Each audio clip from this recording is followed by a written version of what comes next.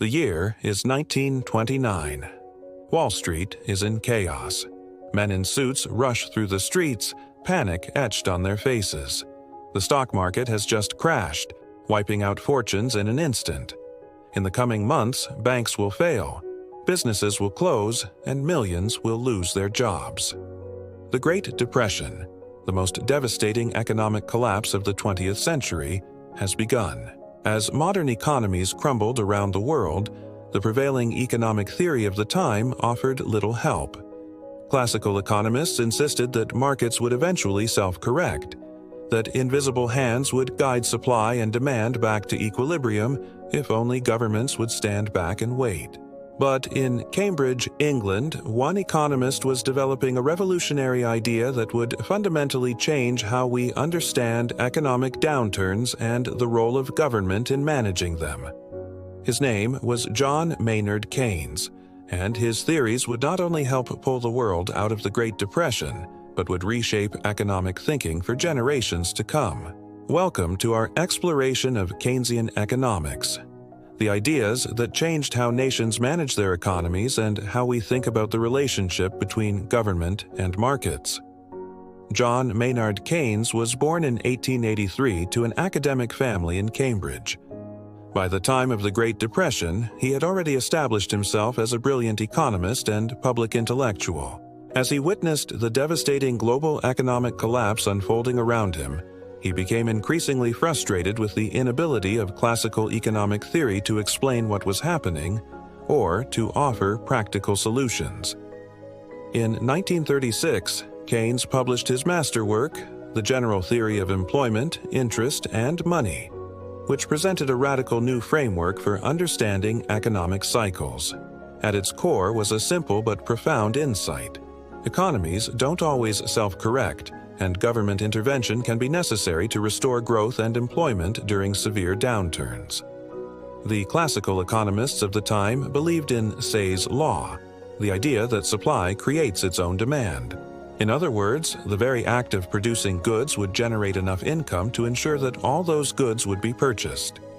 According to this view, widespread unemployment should be impossible except as a temporary phenomenon. But Keynes looked at the Depression-era breadlines and shuttered factories and saw something different. He argued that economies could get stuck in what he called a liquidity trap, a situation where even low interest rates fail to stimulate investment because business confidence has collapsed. When this happens, the economy can remain in a prolonged slump with high unemployment. Here's how Keynes explained it in his own words. The outstanding faults of the economic society in which we live are its failure to provide for full employment and its arbitrary and inequitable distribution of wealth and incomes. Keynes's fundamental insight was that total spending in the economy, what economists call aggregate demand, is the key driver of economic activity. This aggregate demand consists of four components: consumer spending, investment spending by businesses, government spending, and net exports. During a recession, Keynes observed that consumer spending drops as people lose their jobs or fear for their financial security. Business investment falls as companies become pessimistic about future sales. This creates a vicious cycle. Less spending leads to lower production, which leads to more job losses, which leads to even less spending. The economy spirals downward. The revolutionary aspect of Keynes's theory was his prescription for breaking this cycle: government intervention. If consumers and businesses weren't spending enough to maintain full employment, the government should step in to fill the gap. Through increased government spending or tax cuts to stimulate private spending, the government could boost aggregate demand and pull the economy out of recession. This idea, that governments should actively manage the economy through fiscal policy, was a dramatic departure from the laissez-faire approach that had dominated economic thinking. Keynes's ideas didn't remain theoretical for long. In the United States, President Franklin D. Roosevelt's New Deal programs embodied many Keynesian principles, though they weren't explicitly designed as Keynesian policies. The massive government spending on public works projects like the Tennessee Valley Authority and the Civilian Conservation Corps put millions of Americans back to work and helped stimulate economic recovery. But it was World War II that provided the most dramatic demonstration of Keynesian principles in action. The enormous increase in government spending to fund the war effort finally ended the Great Depression. U.S. unemployment, which had reached 25% during the Depression's darkest days, fell to just 1.2% by 1944. The economy roared back to life, growing at unprecedented rates. After the war, Keynesian economics became the dominant approach to economic management in most Western democracies. The Employment Act of 1946 in the United States explicitly committed the federal government to maintaining high employment and economic stability, a clear endorsement of Keynesian principles. The 1950s and 1960s saw what many economists call the golden age of capitalism, a period of robust growth, low unemployment, and rising living standards in the United States and Western Europe. Government economists, trained in Keynesian theory, actively used fiscal and monetary policy to smooth out economic cycles. When recessions threatened, they would increase government spending or cut taxes. When inflation became a concern, they would do the opposite. President John F. Kennedy's tax cuts in the early 1960s represented a classic application of Keynesian stimulus.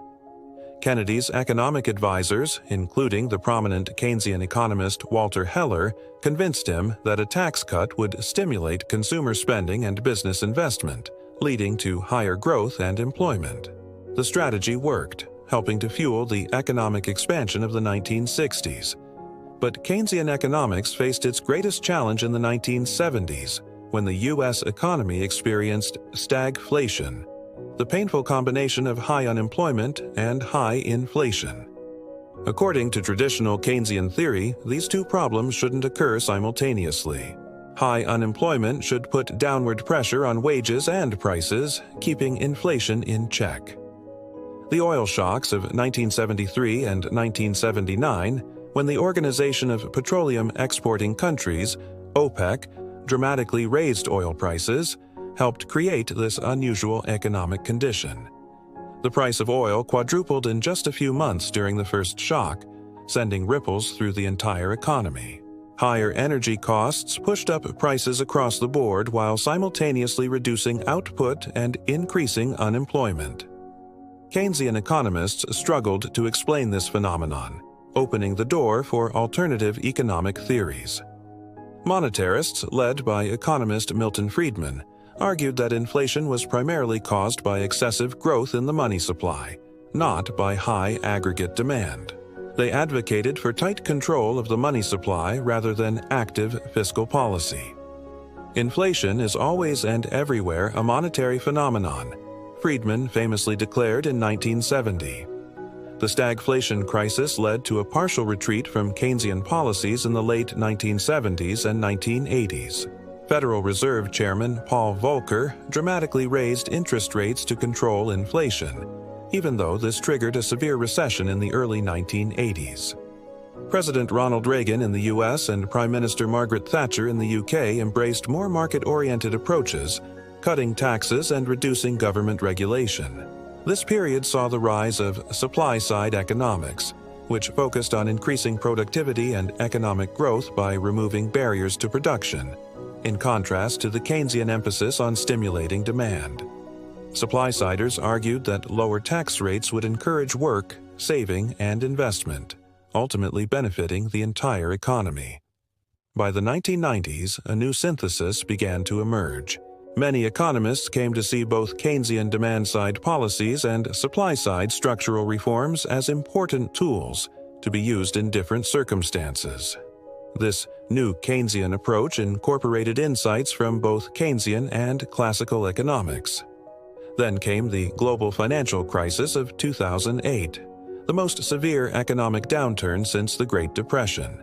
As financial markets froze and economies around the world plunged into recession, governments and central banks turned once again to Keynesian remedies.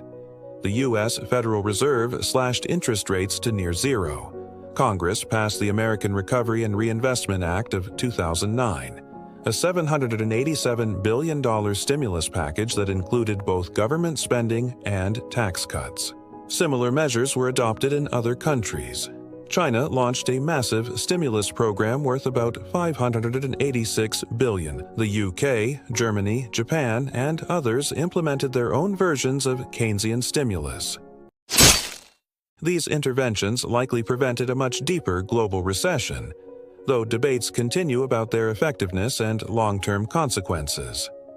The 2008 crisis demonstrated that, despite theoretical challenges, Keynesian economics remains a powerful framework for understanding and responding to economic downturns. But what exactly does Keynesian economics look like in practice today? Let's break down some of its key components. First, there's the concept of the multiplier effect. Keynes argued that when the government injects money into the economy, whether through direct spending or tax cuts, the total increase in economic activity is greater than the initial amount spent. This happens because the recipients of government money spend some of it, creating income for others, who in turn spend some of their new income, and so on. For example, when the government spends $1 billion on a new infrastructure project, the construction companies hire workers and buy materials. The workers spend their wages on goods and services. The businesses that receive this money pay their own employees, who then spend their income. This cascading effect can multiply the initial spending several times over. Another key Keynesian concept is automatic stabilizers, programs that automatically expand during economic downturns without requiring new legislation. Unemployment insurance is a classic example. When unemployment rises during a recession, more people qualify for benefits, automatically increasing government spending and providing stimulus. When the economy improves and unemployment falls, spending on these benefits automatically decreases. The COVID-19 pandemic that began in 2020 provided another dramatic test case for Keynesian principles. As economies around the world shut down to control the spread of the virus, governments implemented unprecedented stimulus measures. The United States passed multiple relief packages, including the $2.2 trillion CARES Act in March 2020. These programs included direct payments to individuals, expanded unemployment benefits, and support for businesses. These massive interventions helped prevent economic collapse during the pandemic, though they also contributed to subsequent inflation as economies reopened. A reminder that Keynesian stimulus can have unintended consequences if applied too aggressively or for too long. Keynes himself was aware of this risk. He advocated for counter-cyclical fiscal policy, increasing government spending during downturns but reducing it during expansions. The boom, not the slump, is the right time for austerity at the Treasury, he wrote. In practice, however, the political will for fiscal discipline often evaporates when the economy is strong. Modern critics of Keynesian economics point to several potential problems. Some argue that government spending can crowd out private investment by pushing up interest rates. Others worry about the long-term effects of government debt accumulated during stimulus programs. And still others question whether governments can implement fiscal policy quickly and effectively enough to address economic fluctuations. Despite these criticisms, Keynesian economics has demonstrated remarkable staying power. Its central insights, that aggregate demand drives economic activity, that markets don't always self-correct, and that government can play a constructive role in managing economic cycles have become part of the mainstream economic consensus. John Maynard Keynes died in 1946, just as his ideas were beginning to transform economic policy around the world. But his influence lives on in the institutions and policies that shape our economic lives. The International Monetary Fund and the World Bank, which he helped design, continue to play crucial roles in the global economy. Government budgets and central bank policies still reflect Keynesian principles, even when not explicitly labeled as such. Perhaps Keynes's most enduring legacy is his pragmatic approach to economic problems. Rather than being guided solely by abstract theories, He advocated for practical solutions to real-world challenges. The ideas of economists and political philosophers, both when they are right and when they are wrong, are more powerful than is commonly understood, he wrote. Indeed, the world is ruled by little else. As we navigate the economic challenges of the 21st century, from inequality and technological disruption to climate change and global pandemics, Keynes's insights continue to offer valuable guidance. The question is not whether markets or governments should dominate, but how they can work together to create prosperity and stability. In the end, Keynesian economics is not just about government spending or managing aggregate demand. It's about recognizing that economies are complex human systems that sometimes need a helping hand, that the invisible hand of the market, powerful though it may be, isn't always enough to ensure shared prosperity. From the depths of the Great Depression to the challenges of our own time, Keynes's ideas have helped shape a more resilient and humane economic system, one that recognizes both the power of markets and the necessity of collective action. We've got some amazing content coming your way.